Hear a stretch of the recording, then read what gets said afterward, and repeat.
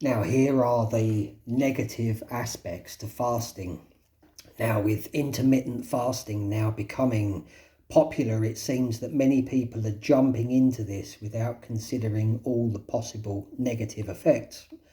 And there are some possible negative effects. Now, it's not my intention here to condemn fasting in any way or to suggest that it's a bad thing. You know, I fast myself on an 18-6 basis on one day every week. Now, most weeks anyway.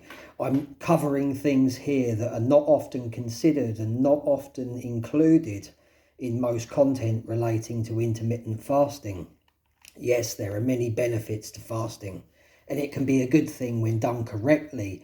I'll not go into the benefits here because I've covered this previously on the channel, and there is a lot of useful content out there into the benefits of fasting. But it's important to consider the potential negatives to get the best results from fasting. Now, many fail to see that there are both positives and negatives to everything, the yin and yang nature of the world, where optimum results are obtained by balancing both the positive and the negative. Now, you need to time your fasts and plan ahead if you are doing any kind of physical activity. Many who are fasting are usually doing some form of training as well. Why? Because intense physical activity leads to tiny muscular tears, which you then feed with nutrients in order to repair the muscles. Now, we all know this. This results in muscle growth or the maintenance of lean muscle mass, and this enables efficient post-exercise recovery, you know, the feeding of nutrients to the muscles. Now, if you are observing, which many are these days, 1 meal a day fasting strategy, should be particularly aware of this, because after intense physical activity, 1 meal is not ever going to provide the continuous supply of nutrients needed to optimize muscle repair and recovery rates, you know, no matter how big that 1 meal is, because for 16 hours of the day you are not consuming any nutrients, and during this window where you are not consuming any nutrients, recovery is not happening optimally. Many influencers are claiming to train hard 7 days a week and are only eating 1 meal a day.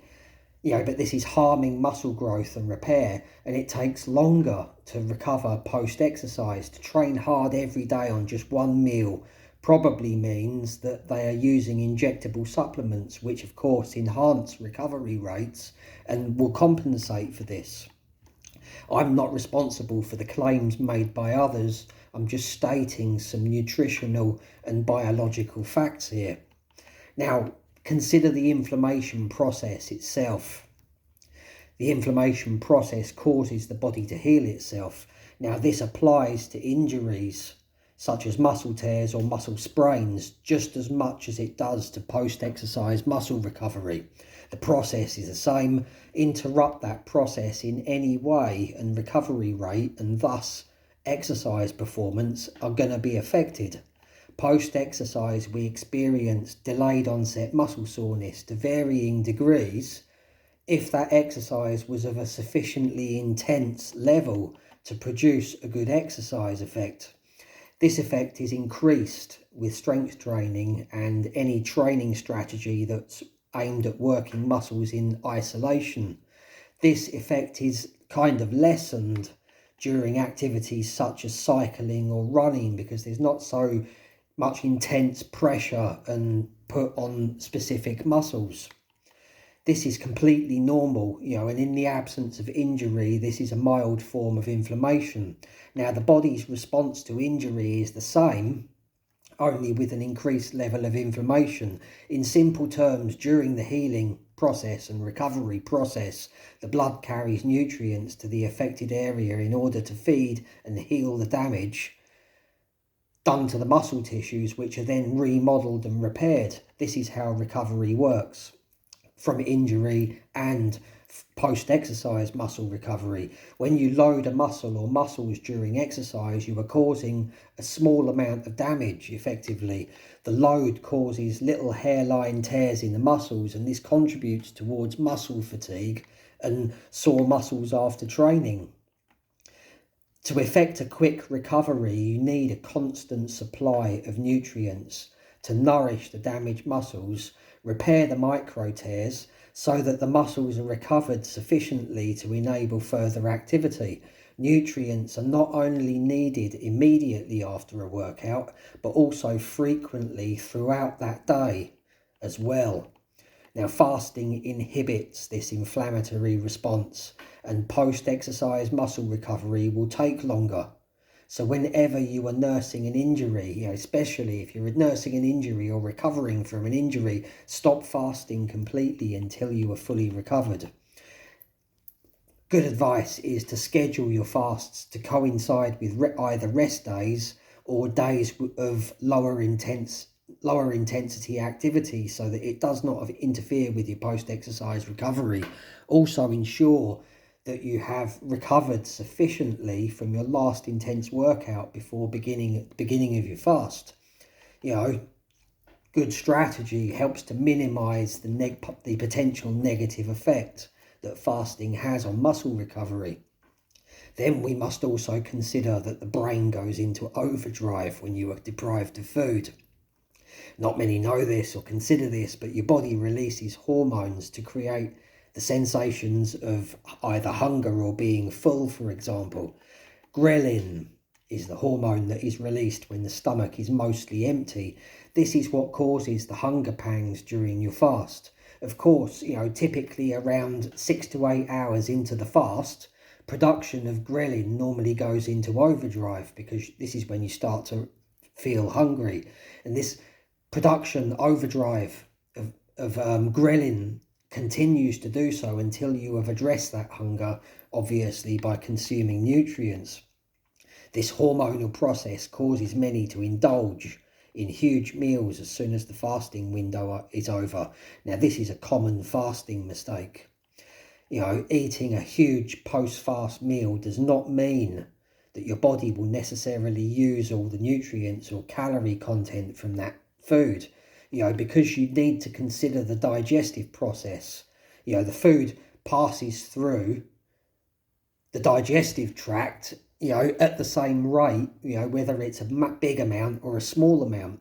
The muscles of the stomach, which autonomously work to move the food through the digestive system, this, it's not speeded up or with an increased efficiency if you've eaten a bigger amount of food. Regardless of whether that is a big amount or a small amount, it takes roughly the same amount of time for the food to pass through the digestive tract and to have nutrients absorbed from it. To get more nutrient value from food and to maintain a healthy body weight, the best strategy is to eat smaller meals more frequently. But regardless of your meal sizes, it's important to observe normal eating habits after a fast and to not excessively binge eat immediately after a fast. After all, one of the benefits of fasting is to reset insulin production.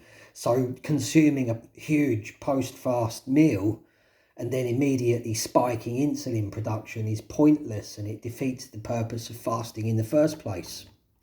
Now, also consider when you are combining fasting with training that it leads to increased energy consumption and increased sweating, and this can lead to partial dehydration. And in this case, drinking more water will not help, because the dehydration is most likely to be caused by an electrolyte imbalances. Don't forget that electrolytes are nutrients, and on a fast, most people tend to drink either water or tea or coffee with no milk and sugar. This is the whole point of a fast, to induce a state of autophagy by stopping nutrient intake for a fixed period, and this means also ceasing electrolyte consumption. Another thing, don't forget that if you're filtering your drinking water, then you also need to remineralize your water, because filtering removes the minerals from the water. Filtering is an efficient process. There's a video on the channel somewhere about that if you're interested. Now, the longer you fast, as in number of hours, the increased likelihood there will be of this happening. Also, the more frequently you fast, as in number of days per week, needs to be considered in this respect too.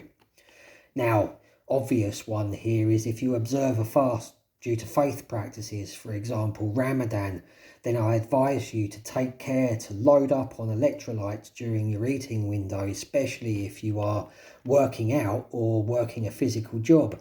This is also good practice, however, for any type of fasting, for any person who's fasting. Now, all of this fasting, brain into overdrive, etc., leads to increased stress both on the body and mind, and increased cortisol production. Not many fasting advocates consider this or are even talking about it, but this is very important because fasting spikes cortisol. Now, fasting and being hungry, with ghrelin production into overdrive, it stresses the mind, which in turn stresses the body. This increased mental and physical stress leads to an increased heart rate, leading to increased cortisol production, leading to disturbed sleep, and this is another potential detrimental effect for the 1 meal a day strategy, especially when observed long term. So if you're stressed out or going through a difficult patch in life or not sleeping well, or basically if you're not feeling 95% at least, then it's best to refrain from fasting until you feel better. Of course, if you're fasting for faith purposes, then this does not apply to you because of course you're obliged to. Cortisol is an adrenal hormone and it promotes a state of gluconeogenesis in the liver as a response to starvation, or in other words, nutrient deprivation. In studies, it's been demonstrated that increased cortisol production occurs as soon as the body enters the real fasting state. Now, this means when hunger or the bodily effect of starvation is felt and ghrelin is produced. This disrupts the circadian rhythm of the body because the body's natural cortisol cycle shifts the body's natural peak in cortisol levels from the morning to the afternoon. Usually in a normal cortisol cycle, your levels of cortisol will tend to be higher in the morning upon awakening and are gradually reduced throughout the day. When you've got spiked cortisol in the afternoon, of course, this throws the circadian rhythm out of sync, and can cause imbalances in the sleep hormone melatonin, and of course have a negative effect on your sleep patterns. Higher levels of cortisol later in the day suppress production of melatonin, which happen to prepare the body for sleep and rejuvenation. This could also, of course, have a negative effect on testosterone and other hormones in the body. Many hormone levels are maintained during sleep. This is what happens when the body enters a state of being unbalanced. The hormones also become unbalanced. And I'm probably stating the obvious when I say that you must also consider any medical conditions such as, for example, diabetes or hypertension, which can also be affected by fasting, but I'm not a qualified medic, so I won't go any further into that. Now, takeaway from this video is that before implementing anything into your life, always conduct sufficient research into both the positives and potential negative effects before doing it. Not only to see whether this is a good fit for you personally, but to also enable you to get the best possible results from you doing this. Hit like, subscribe and follow for more.